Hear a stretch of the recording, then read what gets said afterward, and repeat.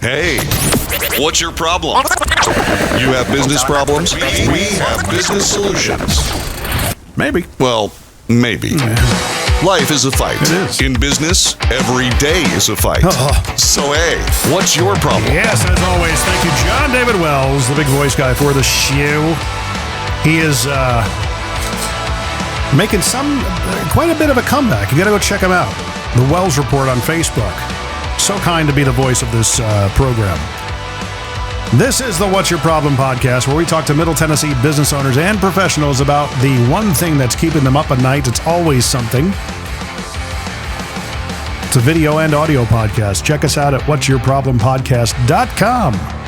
I am your host, Jim McCarthy, with JimMcCarthyVoiceovers.com. How many .coms can I fit into an intro, for crying out loud?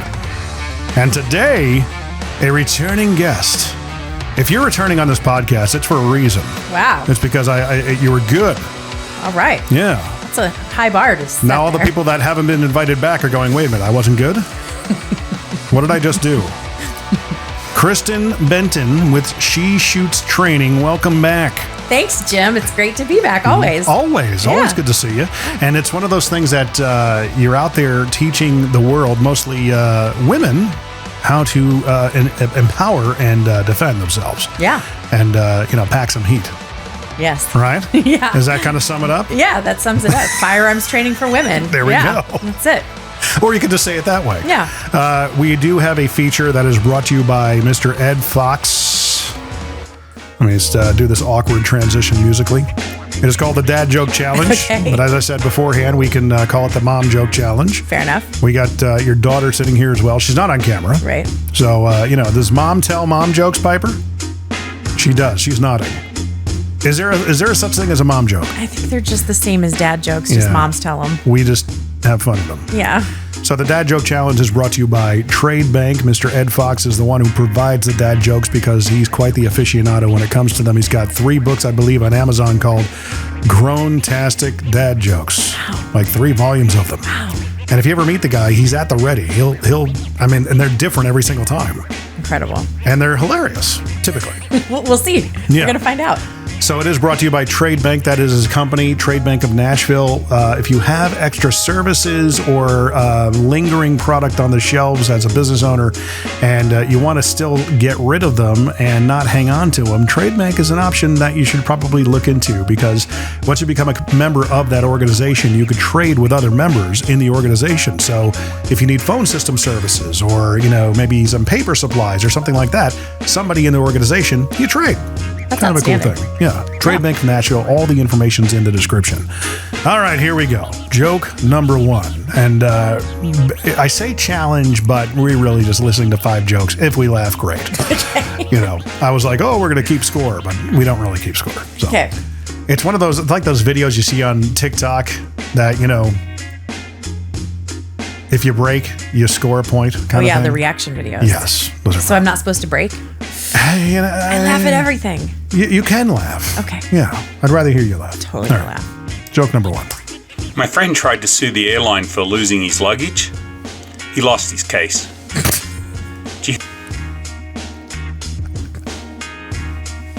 You're laughing. It's so bad. It is. Joke number 2. Here we go. did you hear about the old man who passed gas in the elevator? It was wrong on so many levels.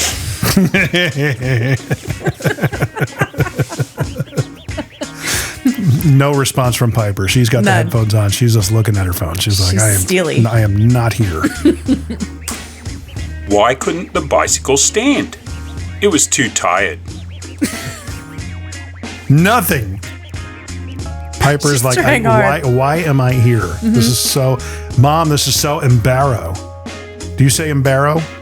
No. That's what we used to say back, Maybe I did.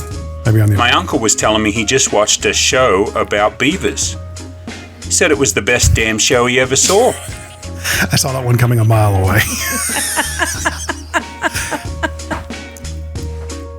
All right. Final joke, I promise. My friend was telling me about all the sound engineers he knew around the world, people from France and Germany and Bulgaria. I said, I know a check 1 2, check 1 2.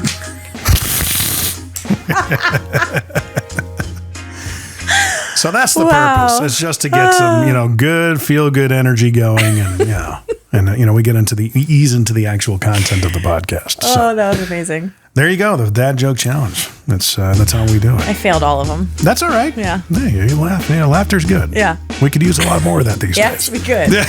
Yes. So you are kind of like again, Dad Joke Challenge brought to you by Mr. Ed Fox and Trade Bank. Check it out. Description, all the details are right there. So there we go, man. That's it. What do you think of the Dad Joke Challenge? That's great. I could do that all day. Yeah. Yeah. The problem is I'll never remember any of them. Right. That was so funny. I have to remember that for later. Right. And then later comes around and nothing. Right. I'm out. Crazy. Yeah. So basically, being like you start years ago when I met you, you were doing. You had a podcast. Mm-hmm. Remind me what that was called. It was the Ride or Die Tribe podcast. That's right. And you were building like a community of like-minded women. Yeah. And talking about all things that were about what? Yeah, I was trying to give seemingly ordinary women the chance to tell their extraordinary stories. So we have a lot of women, just, our neighbors, people that we do life with, who seem just like you and me, and they don't have the fame of, the celebrity or anything, but they've done some extraordinary things in their lives or have overcome some, really remarkable challenges. And so it was a chance to give them a voice for, their story and to encourage other women then. Right on. And from that, you actually you had a penchant for finding interesting travel. Yeah. Yeah, and that company that you started something doing that. Yes. But then COVID happened and kind of. Yes. But I mean, was that a spur of COVID that you were doing that, or was that prior to COVID? The travel business? Yeah. So my travel business was pre-COVID. Right. So I had Okay. launched that in the summer of 2019. That's right. Yeah. Okay. And then COVID hit. And that was just basically saying, hey, I could plan a trip to White Sands, New Mexico, and find things to do in that area for a week. Right? Yeah. So the premise of the business, though, was that it was mystery trips. So none of my clients knew where they were going until That's the morning they right. woke up to Right. leave for their trip. Yeah. So that was the premise of it. It was very niche. It was super And you fun. never want to go back, revisit that, huh?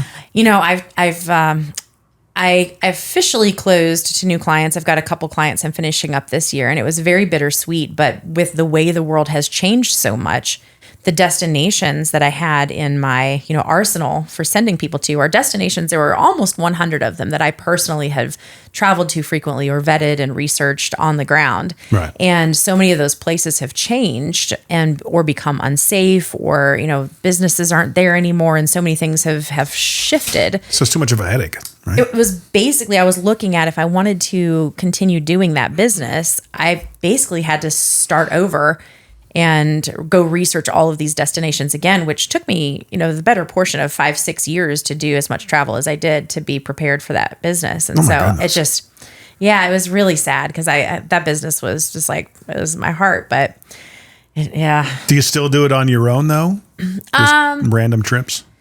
For myself and the kids, we're always exploring new places. Like I said, I have a couple clients I'm finishing up this year, and I have a number of people that continuously call me and say, "Would you do one more trip?" Right. So And do you? not really. So Depends on who it is. No, really, it more has to do with some of the expenses that go into the way I had the business set up and the way that I would package itineraries and do all that. All of that programming that was so expensive and I'd invested in is, expired now and I don't have access to anymore. Gotcha. So in order to do it the way that I feel is the right way to do it, I'd be continuing to invest in tools that just wouldn't get the use out of them. So that ramped down, and then you started the She Shoots training at the same time. Yeah, so in 2020, when travel screeched to a halt unexpectedly, there was, in 2020 still more first-time gun owners in 2020 than there had ever been previously. Go figure. Right. So I had, and it was sort of a serendipitous thing. In the fall of the prior year, in 2019, my best friend's husband passed away from cancer, and he was a Metro police officer.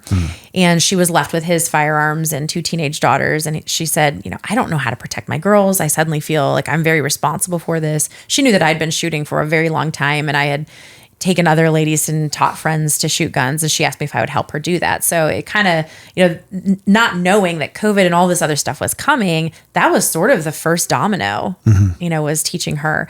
And then word kind of spread through that I was helping women learn to shoot guns. And so I had ladies asking me, would you teach me? So I started, a very casual Facebook group, just offering very, very beginner elementary information to ladies. And that grew pretty heftily. And then they were asking me, would I go to the range with them? So I was going to the range with 3-4 ladies a week, teaching them how to shoot guns. And that actually, was pre-COVID also. So that was already kind of just happening casually, and it was something fun I was enjoying. And then COVID happened, travel screeches to a halt. Around that same time, I had a woman in one of these lessons just handed me some money, and she said, you need to do this for a living.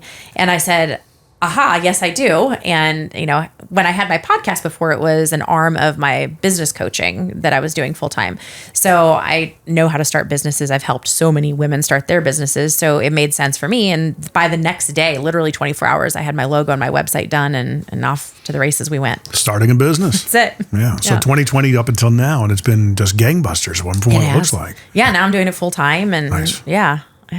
So when it was part-time, what else were you doing at that point in time? So I was still doing my travel business. Right. Because juggling. And at the end of 2020, and this is last we spoke, I think was in 2021. So at the end of 2020, I had a client who posted a little video on TikTok of one of their trips that was coming up, and it went viral. It had, at last I looked, it had just shy of 5 million views on it, but 3.6 million of that were within a 24-hour time frame. Right. And so I'd instantly hired 10 staff and had, literally 10,000 trip requests for, 2021. Oh my God. Yeah. So I was very busy with the travel business, was kind of, self-operating, and I had a great staff. But then at the same time, I was like, okay, now I have this other business that's doing well. What do I do now? So that was the last time I think we had spoken. Yeah. Because we talked about both of those businesses. We did. We did. And we talked about social media and, political posts and all that fun stuff. Yeah. All of the things. And you're still doing that. I'm still just kind of refraining because, I just don't want to get involved. Yeah. Does that take up a lot of your time, like responding to comments? A lot of people are actually in favor of what you're saying. So your group and your community is aligned with your beliefs. Mm-hmm. But occasionally you're going to get the one. I get a lot. Yeah. Do you? Really? Yeah. Most of the negative feedback I get, it comes in my DMs. I do get a little bit in comments and stories, but not too much. I think, there are a lot of accounts that get a lot of that. I don't get maybe as much as everybody else. I'm not sure why. But I have found it necessary for, my business and my beliefs to be one and the same out there. And it is congruent. It does help with what you're doing, Yeah, and I also feel a strong conviction about that, especially in this day and age, that, people say, oh, well, I just don't want to get involved in politics. And to that, I say, well, that's fine, but politics wants to be involved with you. Yeah. And so with the way the world is so different now than it ever was. And I used to be very much like that, like I just, hands off of it. But I feel that it's become so important now that we can't sit back quietly.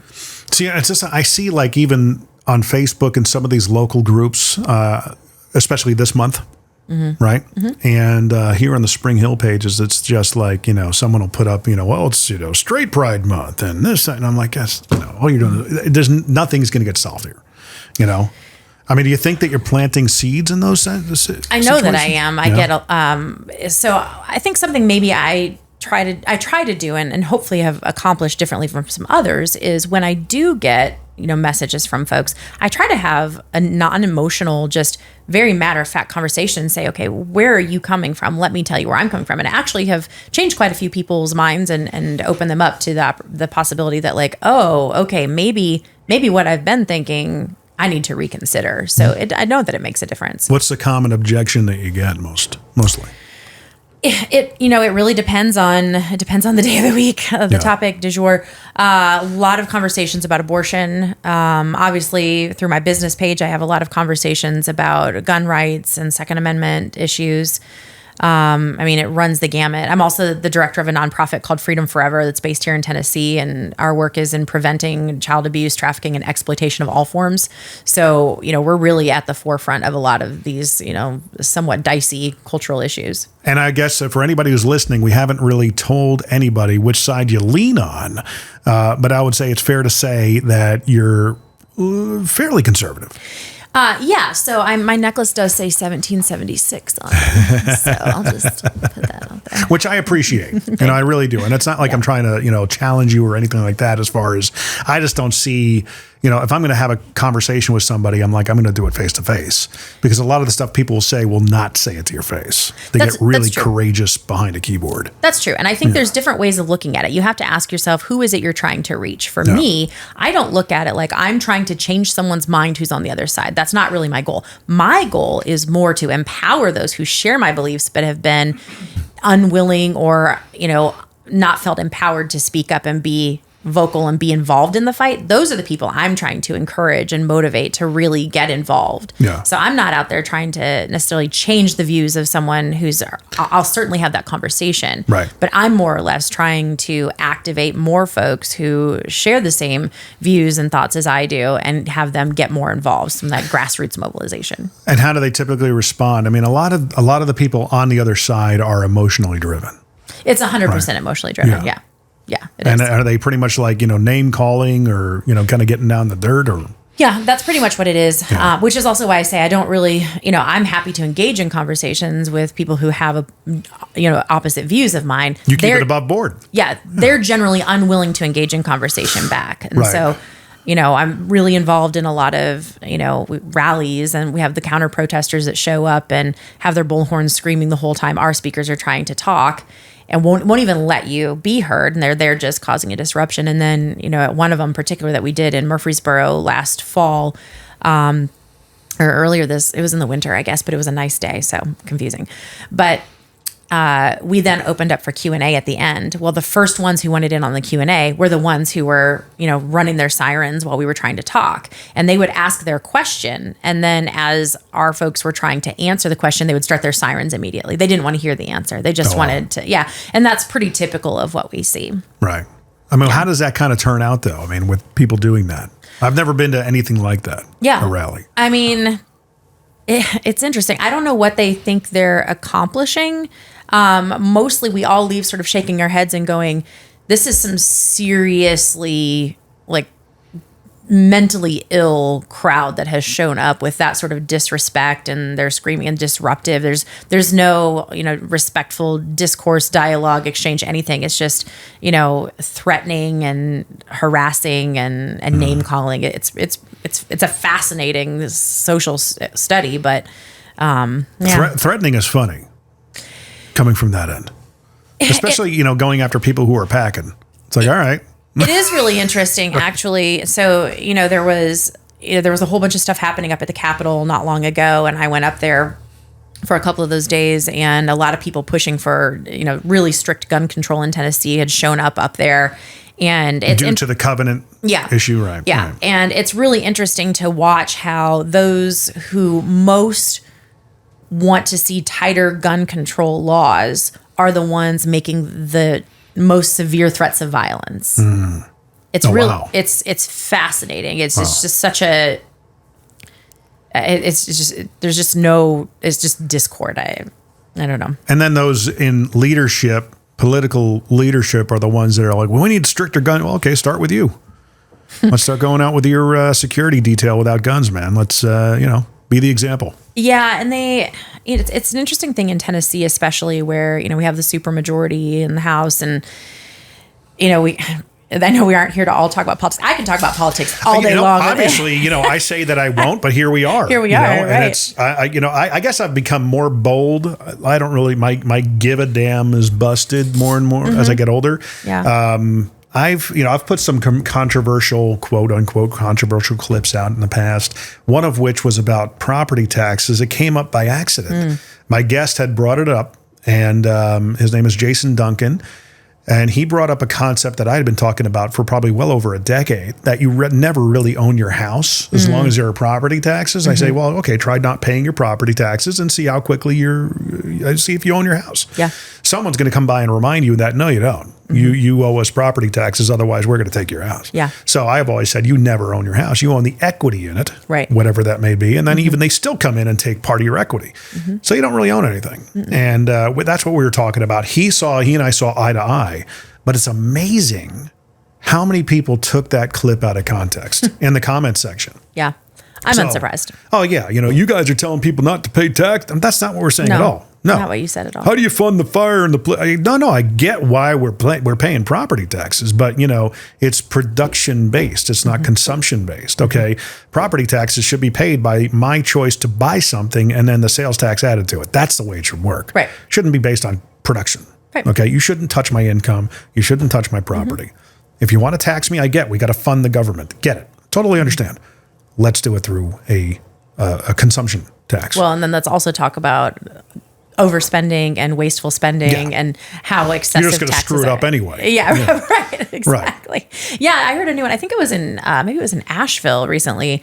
A friend and I were talking, and they bought this beautiful property with this amazing view looking out over a valley, and they are now getting slapped with a new tax, which is, I'm going to mess up the name of it, but the essence of it is it's a scenic view tax. Oh my So gosh. they're literally being taxed now for the view. Yeah. Oh, you have a view? Hey. We're going to charge you for what you see. Magic wand. Poof. I know. Just making stuff up. Right. Making things up. What was the percentage of it? Do you remember? I don't know. Or what it's based on? Or I don't know. okay, how do you tax a scenic view? Hey, $50 a scenic yard.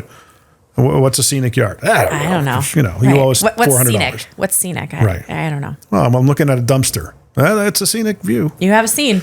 Yeah. And, it's ick.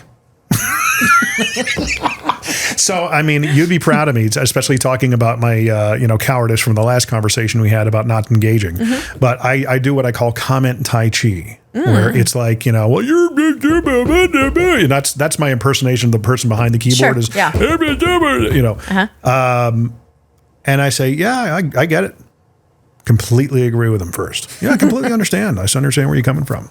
I said, but that's not what we're talking about. This is about property tax. And if you really look at it, it's not about whether I'm not saying to pay them or not. Right. The fact of the matter is you don't own your home. That's a fact. Yeah. Okay. Stop paying your property tax. You'll find out real quick who owns your house. And the other aspect of it was I had somebody that was, somebody called me out on not having engagement on my Instagram following. And I said, yeah, once upon a time I bought followers. And it was like wind out of the sails. Yeah, I'll admit it. I'm candorous, if you will. And he basically was trying to, and it's funny, you go to their profiles, they have no followers. Right. They're just angry They don't people. post anything. They No. just they're voyeurs. They're social media voyeurs. Right. They're just little trolls. They really are, you know. And it's, I do the Tai Chi move. Yeah, I completely understand. I'll give you something. I bought my followers. It was a mistake at one point. So I'm just dealing with it as it is. And I've got the image of a large following, but yeah, they're probably bots. Yeah. So sue me. That's the thing. Yeah. I'd rather not.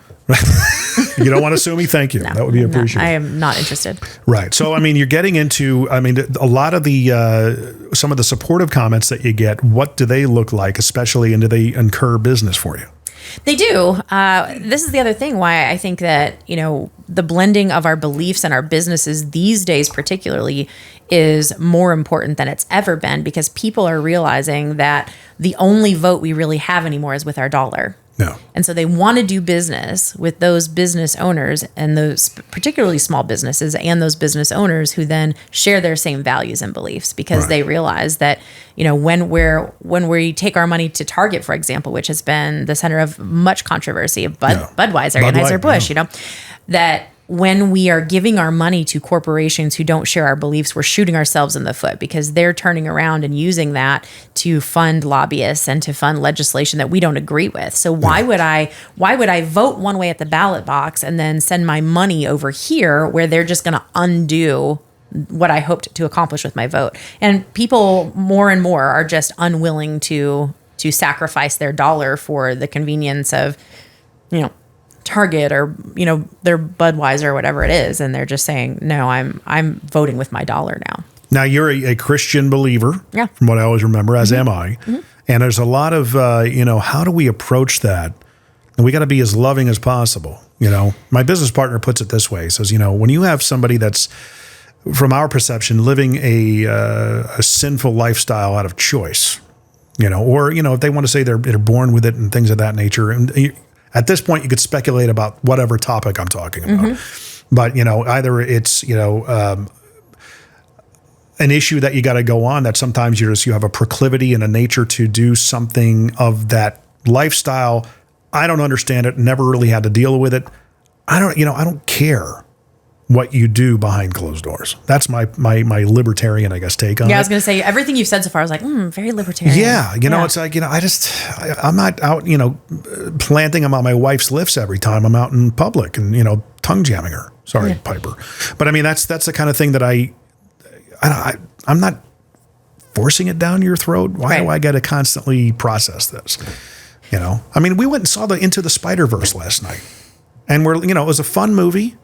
And it's like I want to look up the Easter eggs because I'm a Marvel guy, right? And I'm like, undoubtedly. Well, what's her face? She's actually trans. I'm like, oh no.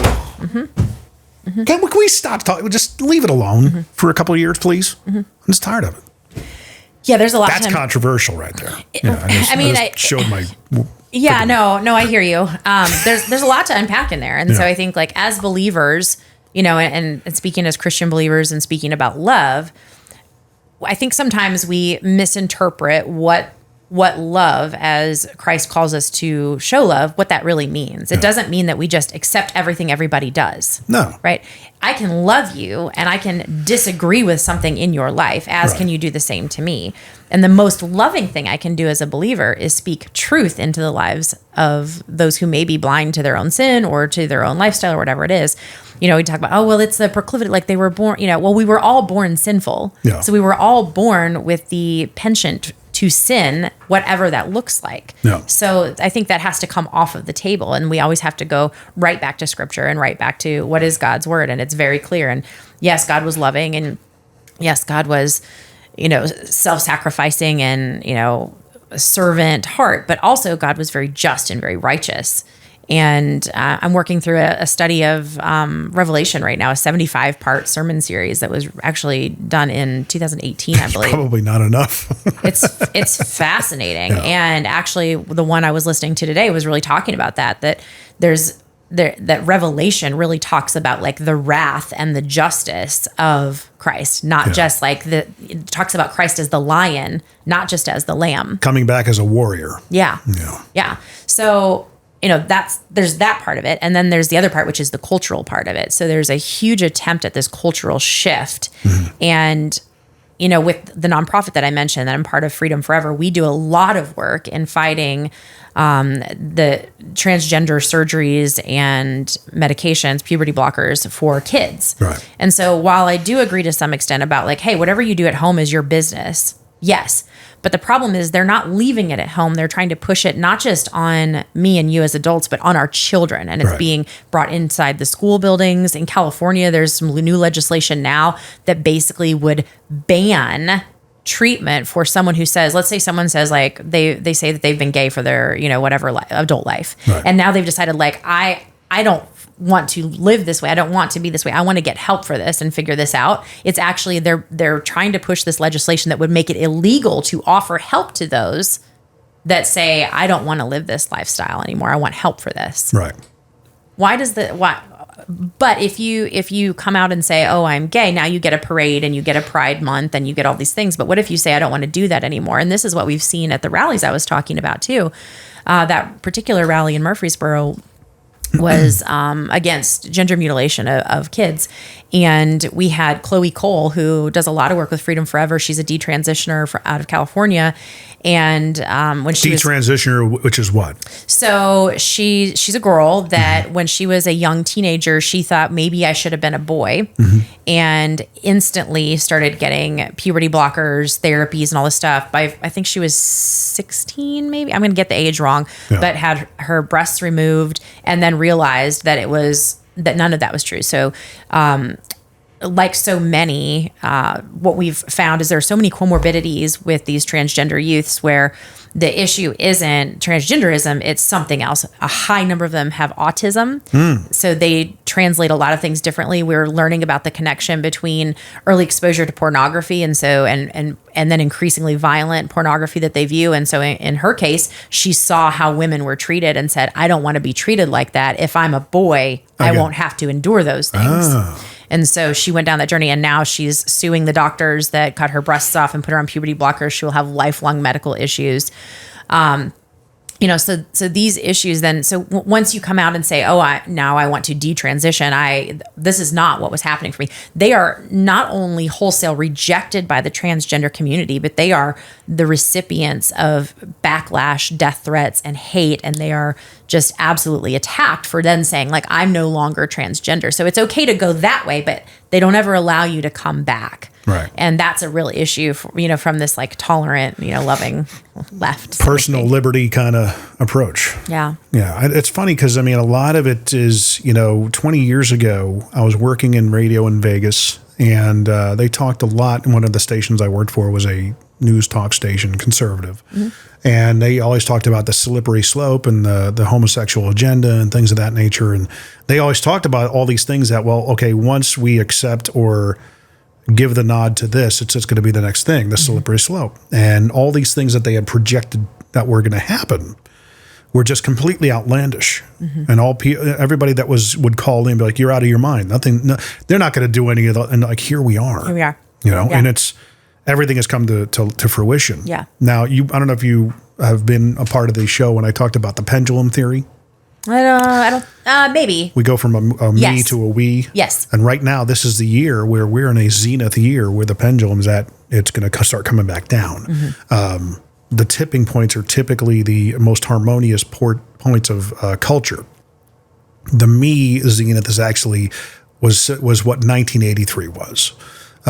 Either side, it's where we take a good thing that started at the tipping point. Either side is where we take it too far. Mm-hmm. And we are at that point. Mm-hmm. Now, the scary thing is because every 80 years we go through a we zenith.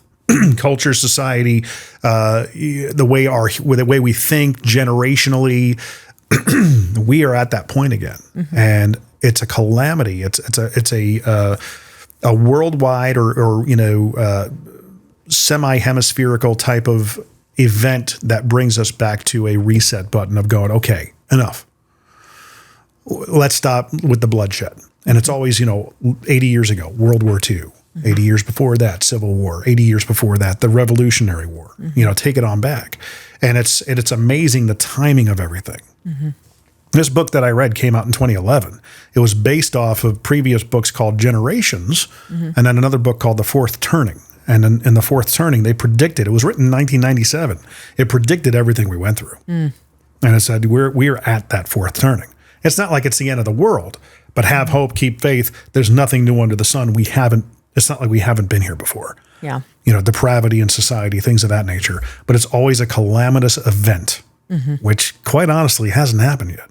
Yeah. You know what I mean? And I think there are some nuances that have to be acknowledged with technology and and now with AI, where AI is evolving to the point where we won't be able to tell real news from manufactured, whatever's happening, like scenes that, did that scene really happen, or is it propaganda, or what's going on there? So technology has advanced us into an entirely new era where we have to vet our information more than ever. Yeah. And there's all kinds of stuff happening with World Economic Forum, and we could go deep down the rabbit hole if you want, but I think that the attack on our children through technology and the way that public schools are overstepping their bounds into the realm of hijacking parents' rights and right to make decisions for their children and right to information about their kids. I could go off about what's happened at Vanderbilt with their policies, their own internal mature minor doctrine. These are very dangerous times where parents, the nuclear family, is under such attack that the future seems shaky. Doesn't it always? This feels different. Yeah. It feels different. But I always tell people, look, based on my, I guess you'd say, belief in that pendulum theory, as long as the next 20 years are going to be a calming of sorts, but it has to have some sort of a reset button, calamitous event, which we have yet to see. It may be because of AI. We may be living out days of Terminator. Who knows? Where the machines become so self-aware, then we don't need humans. Mm-hmm. Did you read the report? It was about 2 weeks ago, or maybe last week. I bury my head in the sand. That actually is a very was it Sarah Connor kind of. Sarah Connor. Yeah. where there was an interaction with this guy had created this AI, and then in this environment, the AI said, I'm going to get it wrong, but the gist of it was the AI then said that its only option left was to destroy its creator because humanity couldn't be trusted to take care of itself. This is Age of Ultron stuff. I mean, it really is. Yeah. And so I think the other thing on the pendulum theory is, while I think, obviously, like, historically there's fact and there's truth in that backs that up. Yeah. Again, coming back to, as a believer, and especially with like the deep work I've been doing in Revelation since, last fall, is, and I'm not saying whether we are or aren't in the end times, none of us will ever know, but there will be a point when the pendulum just never swings back. True. Right. And it just ends up degrading until, God comes back and sets up, his the new heaven on earth. That's it. And that's, you don't think I'm not sure. I think we got a couple more generations to go before that happens. I don't know. And the thing is, like, I don't even try to speculate because again, I always go back to what does scripture say? And, scripture talks about, when, in the terms of like, household servants and masters, and master goes to the wedding, and what is the household the servants are supposed to stay ready because they know not the hour or the time when the master comes back, but be ready. And so I look at, like, no, we have to be ready. It doesn't matter. But I do think that, again, in the work that I do both professionally and nonprofit, that I'm seeing the sorts of spiritual warfare and conflict that I'm seeing are not what we have seen in the past before. It's different, and there's also something that, like, you can't quite put your finger on it, but it's just different. It just is. And so whether it's my lifetime, my kids' lifetime, or beyond that, I don't know. But we are. I don't know if the pendulum will ever swing back. They do tackle the darkest part of the pendulum is the wee zenith, what we're going through right now. That's what they talk about in the book. And without a calamitous event of some sort that kind of gets a common enemy, I guess, if you will, and all of us on the same page, there is an element. Okay, how do we temper this season? And a lot of it comes back to just having empathy. But when there are 4 different seasons of the pendulum swing, and it's based off of a book that was written in the 60s called I'm Okay, You're Okay. And there are 4 variations of that. There's I'm okay, or I'm okay, you're okay. I'm not okay, you're okay. I'm not okay, you're not okay. And I'm okay, you're not okay. What do you think we're in?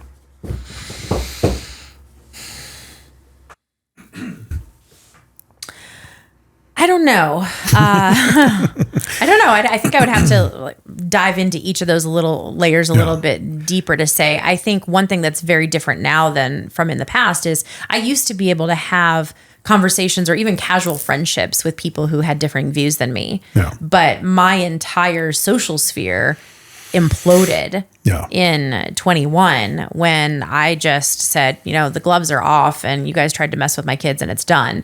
And I've been out front and very vocal ever since then.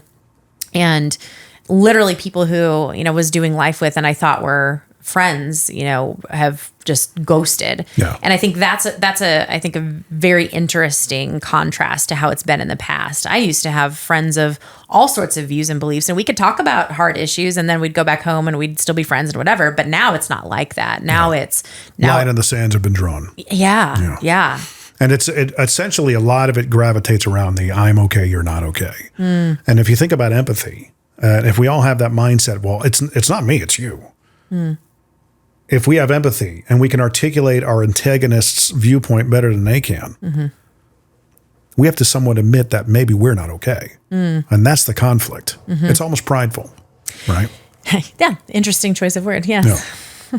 It is. It's very true. Yeah. So with all that being said and everything that you're doing, speaking gigs, anything like that you're looking into at all, or maybe writing a book?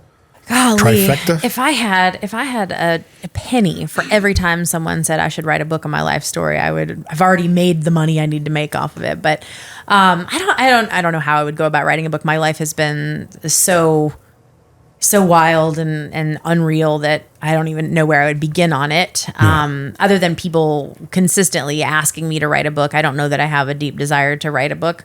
I just, the work that I'm doing with Freedom Forever, the founder of that is Landon Starbuck, who's a very, very good friend of mine. And she does a lot of public speaking and a lot of national news appearances. So, and she's so spectacular at that. So I leave all of that to her, and I kind of take care of the stuff, behind the scenes and keeping things running. I'm very happy there. With my business, I did launch an event for September called Women of Fire.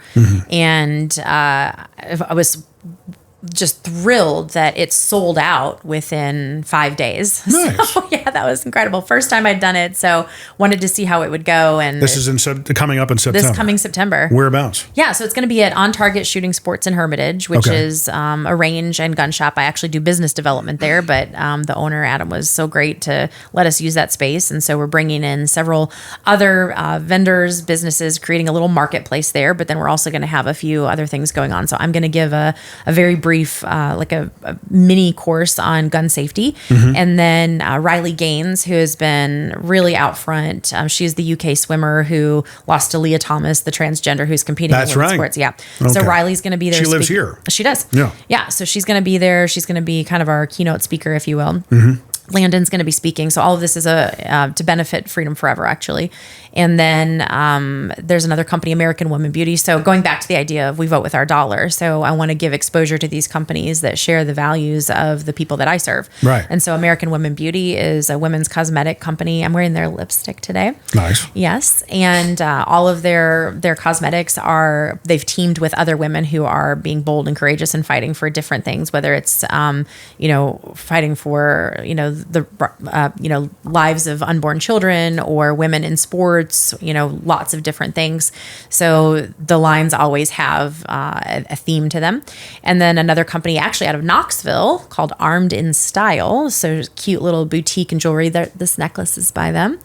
And so I'd asked her if she would come out. She said yes. Another company, Frontier Coffee Company, who's also out of East Tennessee. Oh, wow. Yeah, I became friends with him during like all the COVID stuff. And so they're going to come out and set up and do coffee for us. And then another friend of mine, Taco Mel, she just started a catering company. So she had moved to Tennessee from California in 2020, I believe it was, and had wanted to start a marriage and family therapy counseling practice. Yeah. And then she was fired from her job for refusing to take the vaccine, and so now she has started a catering business. So she's doing the food for us, and we're gonna have all kinds of cool stuff going on. It's funny you bring up the California aspect of things, and we've had an influx of people who are outspoken that when you discover that they're a Californian, but I'm not I came here for a reason. I'm red-blooded and everything.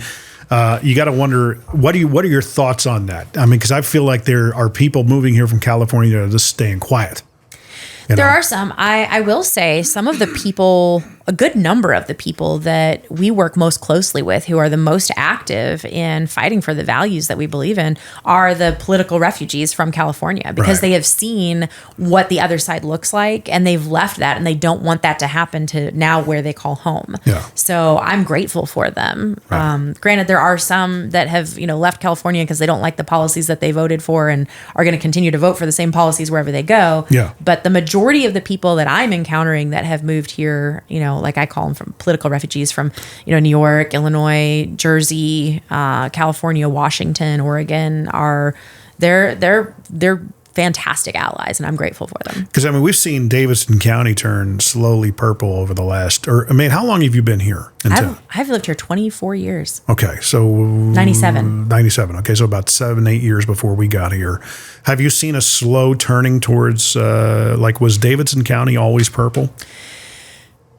Davidson County. So, and I would share a different view with you. I would not say that Davidson County is actually purple. I would say Davidson County is still very blue. They did redraw the district lines for the last election, and some of it started getting more towards purple than blue. Right. But so you think it's going the other way? I don't know that it. I don't know. It's hard to say. I honestly try to avoid Davidson County as much as possible for all of the reasons that we're talking about. It's become such a cesspool. It has. You look at any major metropolis in the country, and that's what's happening in all of them. Memphis is a total train wreck, unsafe, just completely a disaster.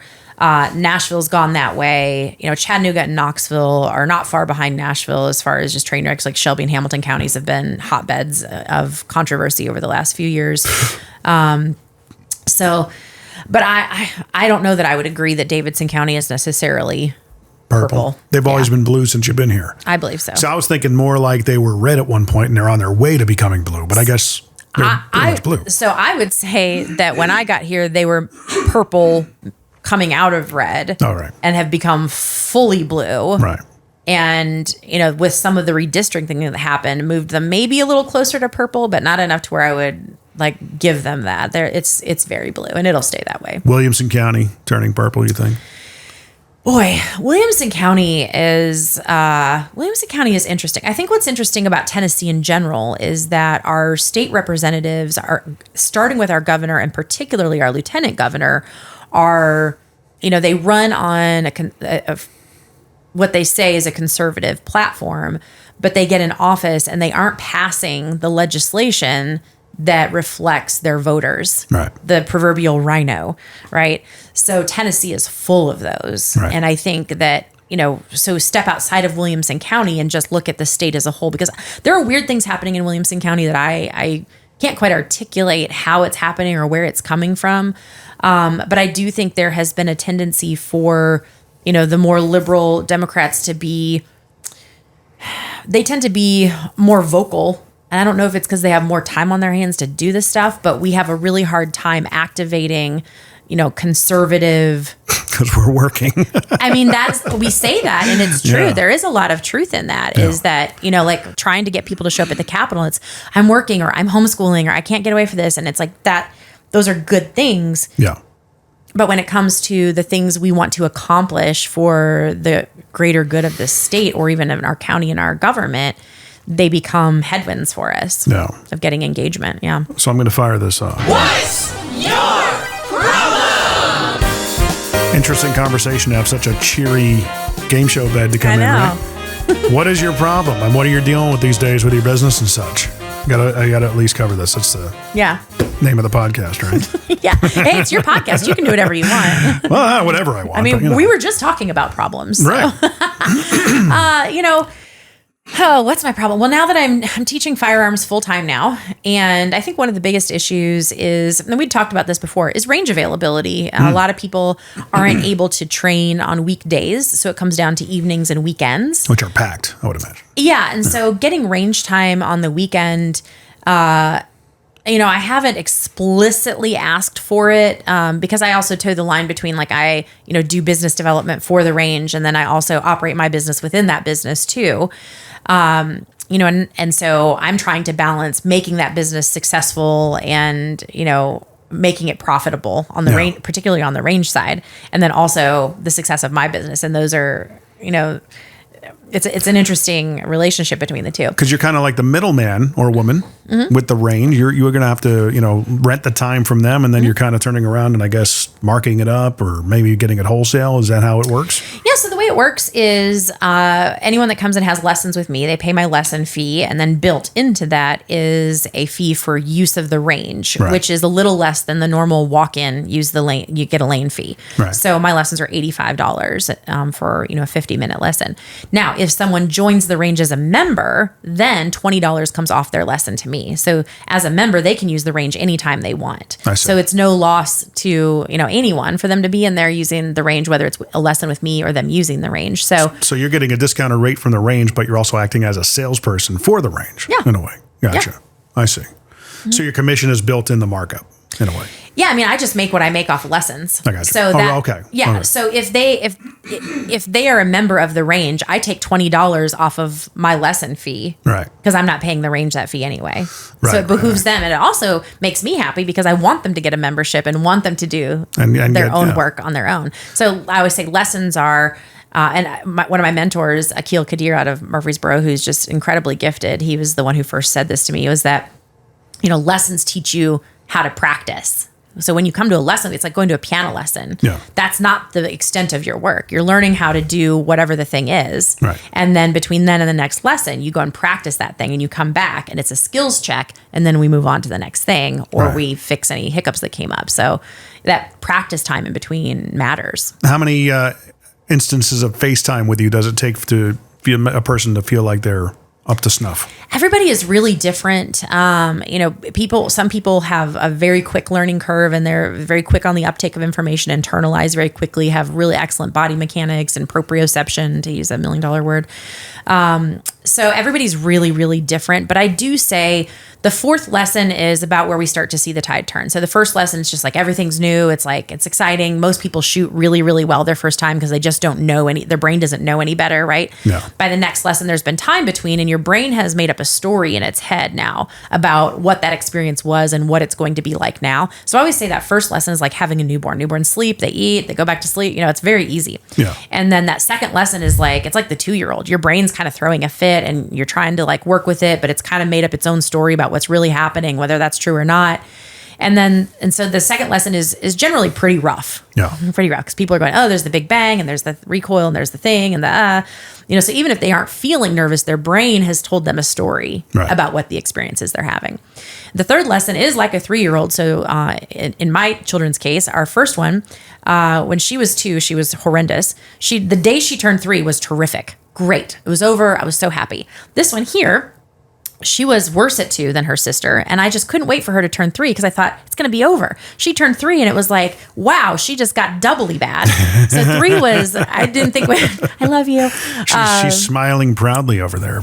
And she's like the sweetest, most compassionate, helpful kiddo that ever existed. But so that third lesson is like that. It depends on the person. I don't know whether things could really smooth out or it could just be a bigger train wreck than the last time. And then that fourth time they come, it's kind of like a 4-year-old. Now we can start having conversations. They understand that like cooperation and rules and, you're able to work things out with them. So in that fourth lesson, people are generally able to start getting a little more hold of what's happening inside their brain to then go and do the work. And then it's just on from there. My wife and I, that was our Valentine's Day event. We went and shot. That's great. It was the first time she ever did it. Oh, how did she do? She did great. What'd you have her shoot?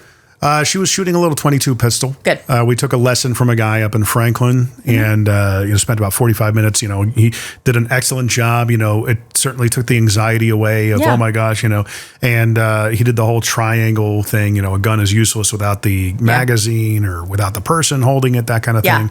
I'm familiar with guns. I've shot them before. My wife never did. Yeah. So it was certainly one of those things I'm like, oh, this is kind of cool. This is something we can pursue. We haven't gone back since, but we need to make a time to do it. So, you have to make maybe time with for you it. Next time. I was going to say, call your old friend Kristin. Yeah. So, it's going up to Hermitage to do it? Yeah. Okay. Make a day out of it. Yeah, we'll take a date night or something. I also am the facilitator for a Girl and a Gun club, the Nashville, Tennessee chapter. So Girl and a Gun is a national women's shooting league. Right. And so we have ladies shoots once a month on the third Tuesday of every month. Well, here's the thing is that, I don't know if you know this, but I'm a dude. I know. So, this is for your wife. Oh. So like shooting with you, is it kind of put me out? Am I just going to sit there and watch? Oh no, I will teach anyone. So the interesting thing is, and through, my business coaching was always working with people to really narrow and fine tune their business niche, right? Right. And so I market to women because that's who I'm most wanting to help. Right. And that's a good idea. But so many men still come to me. It doesn't mean I won't teach men. Oh, okay. I market to women because nobody's that's your really tip of the spear. Yeah, it is. And I work with a lot of couples, actually, and a lot of men who just don't want to go work with some tactical dude bro. They want to work with somebody that they feel is going to really teach them. That's interesting. It's almost like a male massage therapist. Nobody wants that. Yeah, right. Right. Yeah, right. Both men and women are like, get your hands off thank me. you. Yeah. Yeah. So, with that being said, let me ask you this. Being that range, I'm like, what about, this thing gets big enough and She Shoots Training has its own, chain of ranges?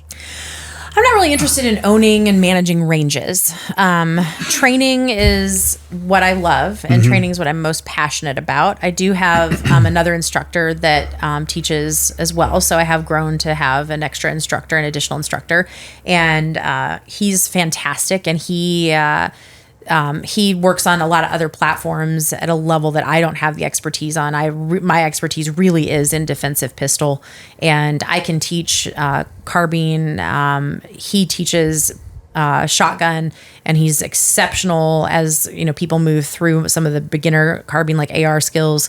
Then he can pick up from there.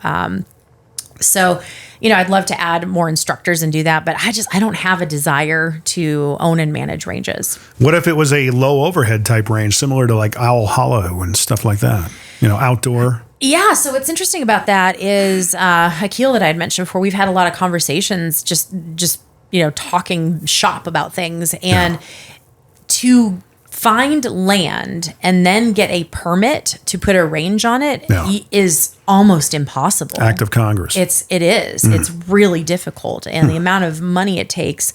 And if you're going to buy a piece of land, you'd have to go look through, can I even get a permit? What's it going to look like before you buy the land? Because it's no guarantee that you can get the permit to run a range on it. And there's so many requirements, but different counties have a different penchant for that or not. But it's not an easy task. I would imagine. Yeah, I mean, if I could have a range, have my own property where I live and my range is in my backyard and people come to me, that would be ideal. You can do that if you wanted to, if it's your own property.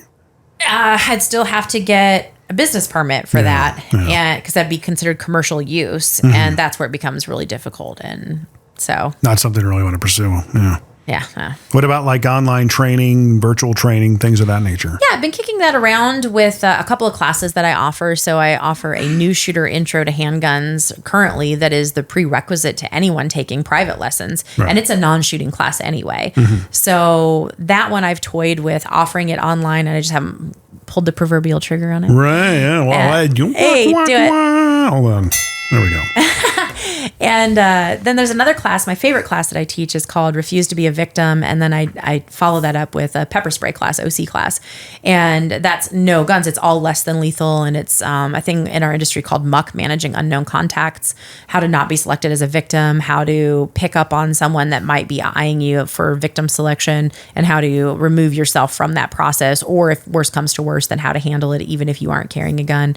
Because not every problem requires, not every problem is a gun problem. And gun people tend to go to guns. But Chuck Haggard, who's a very dear friend and longtime mentor of mine, has this great saying of, you need something between a harsh word and a gun, and that's what pepper spray feels. So that class would be a really good online class. And again, I just haven't done it yet. So Kajabi. Yeah. So Kajabi is a good platform for it. Maybe even let me try that. Lightspeed out in Vegas. Brad Lee's got a great platform. Yeah. It's probably pricey. I've never priced it out, but I'm sure he would entertain the notion of having something like that on his platform. Interesting. Yeah, if I were to do it, maybe, that I've thought about testing it out first as just a live Zoom class, because I do have people from all over the country saying, I wish you were closer. And it's like, okay, I should probably do this. So now, do they actually put the phone up so you can see their form and everything in the lane? Or if you're actually training them to shoot, can you do it over Zoom? Is it practical?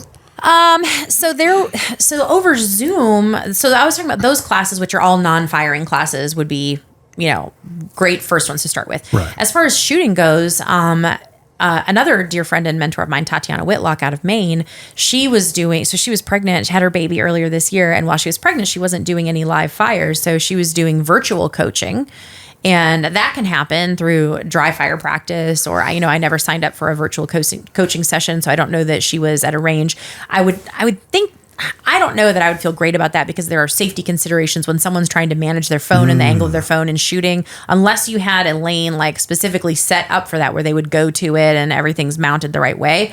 I think that there's too much risk there, safety risk. But that makes sense. Yeah, but dry fire, which is pressing the trigger without any live rounds in your gun, that could definitely happen as a virtual consultation. From a coaching perspective, there's so much you can do there. But now you and I have a mutual friend, Mr. Brink Fiddler. Yeah. The unfortunate event with Covenant happened, hit the community fairly hard.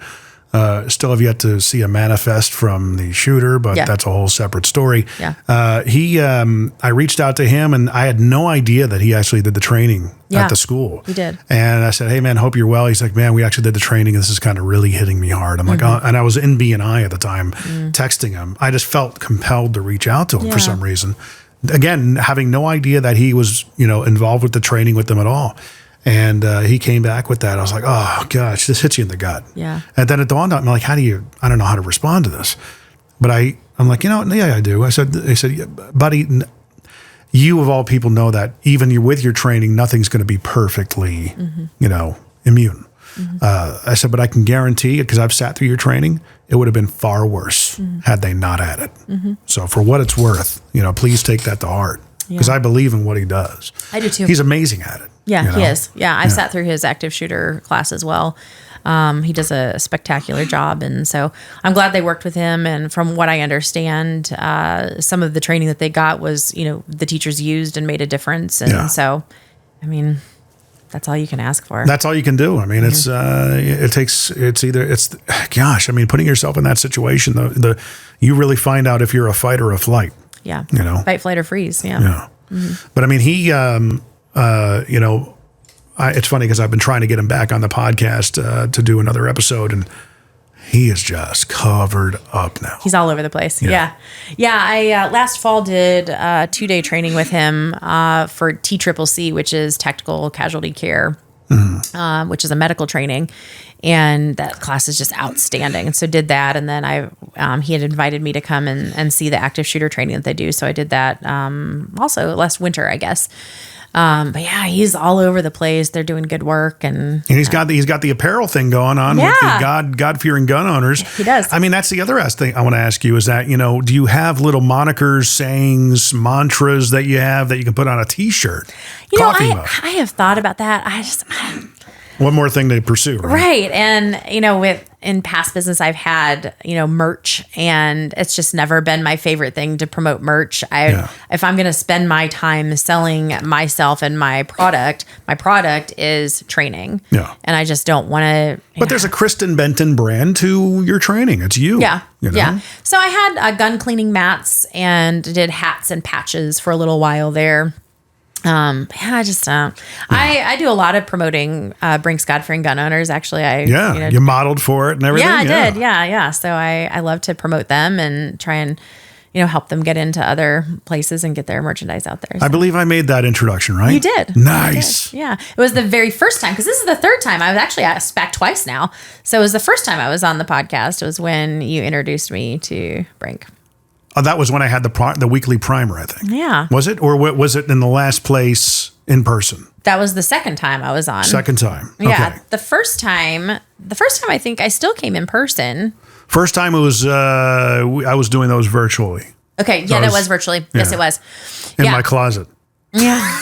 You're out of the closet now. I'm out of the closet now. Go figure. Go figure. Yeah. So, you introduced me to Brink actually it wasn't the first podcast. It was the second one. Right. It was the last time. Because he had the bumper stickers. Yeah. Which I actually got to get on with him and say, dude, give me some more bumper stickers. Oh, I wish I have like stacks of them, because he gives them to me and I give them out to all kinds of people. Leave some behind with you. I'll hand them out here. I should have brought them. Yeah. I have the ones that are not the bumper sticker size, but the little postcard size. Ones. And I always told him, I don't know if you ever did it, but having a doormat that says it, home of a God-fearing gun owner. Oh, that's nice. Right? Yeah, that's good. Dude, that'd be amazing. Yeah. He should hire you for merchandising. Well, he and I have talked about it. I said, I'll put money into this. Let me be a partner. He's like, no. Like, come on. That sounds very Brink-like. Yeah. He's like, I'll just do it myself. I know. It's great. Really? Come on. Yeah. So how can people find and get a hold of you and everything as we wrap up?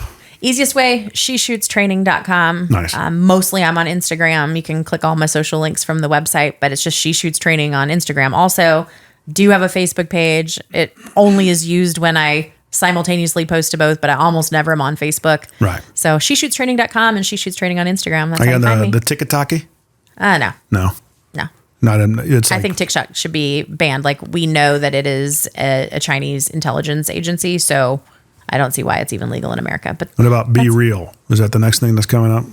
I don't know. I can't keep track of all of those things. I just loathe social media, but...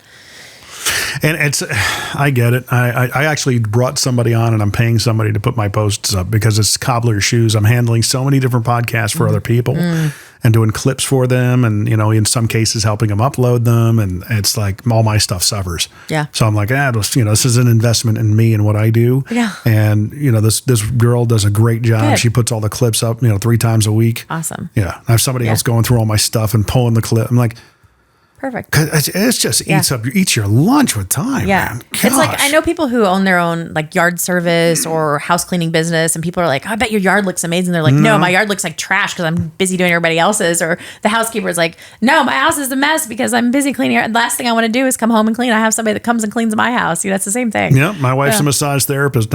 Oh my gosh, you're so lucky. No. Last thing she wants to do. Right. Yeah. Right. It's like, oh, hey, I know you've been busting your hands and fingers and, they're starting to look like freaking pasta noodles. Right. But can you fit one more in for me today? I got a little, thing here. Little thing, yeah. Yeah, but that's something actually, we'll have to talk about that offline. But, Yeah. Well, there you go. Everything's in the description, sheshootstraining.com. Make sure you go to check it out. It's a wonderful, wonderful experience. Been friends with you now for 4 years. Yeah. And it's always a pleasant experience. Got to get you into BNI again, too. Yeah, I can pop in. Yeah. I mean, every Wednesday morning, 7:30 to 9. Okay. We're 62 That's where we men. first met. Was it the first? No, we met the first time at the Hilton because we had lunch. You reached out to me Yes. for a podcast production, like an intro. That's right. Yeah. A voiceover. And we ended up That's just got a meeting. We talked about, and I think I Yeah, had you you on invited me mine. to BNI, and then I was on your. Yeah, that's right. That's right. Wild. Crazy. Yeah. But I think you could probably pick up a few customers if you came in. Yeah. BNI. So Terrific. Well, there you go. What's Your Problem Podcast.com. Check us out on the website. Please follow, like, share, subscribe. I was very transparent about my thoughts on things in this episode, so don't light me up too much. But whatever. I'll try and be nice and everything. So check us out. What's Your Problem Podcast.com. Again, Kristin, always a pleasure. Likewise. Thanks for coming Thank out. you. Thank you so much.